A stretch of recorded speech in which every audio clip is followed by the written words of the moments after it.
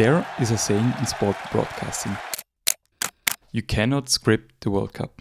For 1 month, the globe is captivated by unscripted reality with the highest conceivable stakes.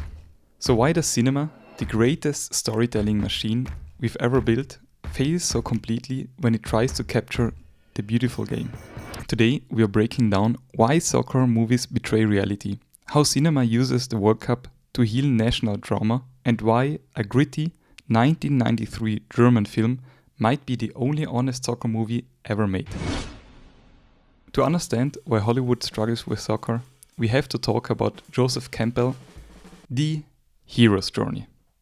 Classical Hollywood cinema relies on a very specific narrative grammar, a single protagonist, clear causality, and a 3-act structure leading to a definitive climax. Take the movie Goal, The Dream Begins. It's the ultimative cinematic translation of Campbell's theory. Santiago Munez received his call to action. A scout sees him.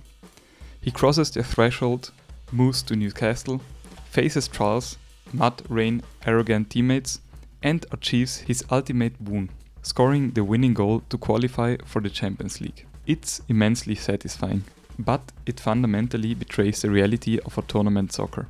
In the World Cup, there is no single protagonist. Every single team thinks they are the heroes of their own story. Hollywood scripts the game so that the climax relies entirely on the protagonist's moral and the physical growth. In reality, a World Cup is often decided by a random deflection, a slip on the grass, or a controversial referee decision. Things that in screenwriting are considered a deus ex machina, a cardinal sin of narrative structure. But cinema doesn't just use soccer to tell individual hero stories. It uses the sport as a macro narrative for national identity. There is no better example than the 2003 film The Miracle of Bern. Here, the 1954 World Cup isn't just a tournament, it's a psychological device. The film masterfully intertwines the historical victory of West Germany with the fictional healing of a fractured post-World War II family. The father's trauma mirrors the trauma of a defeated nation.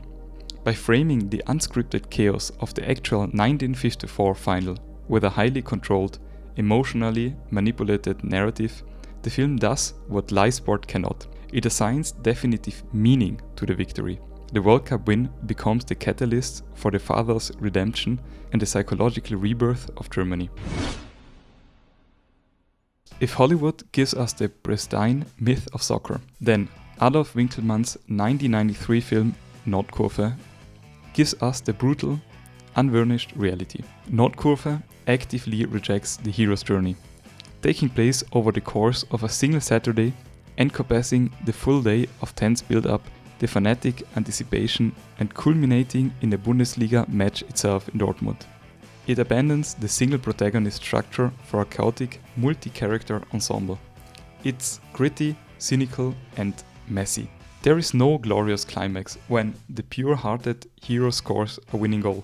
Instead, the film focuses on the commercialization, the tribalism, and the raw human desperation in the stands and behind the scenes. Nordkurve succeeds precisely because it doesn't just try to replicate the game on the pitch. It captures the fever dream reality of a culture surrounding the game from the dawn until the final whistle. It proves that the most authentic way for cinema to capture the spirit of soccer is to throw out the Hollywood rulebook completely.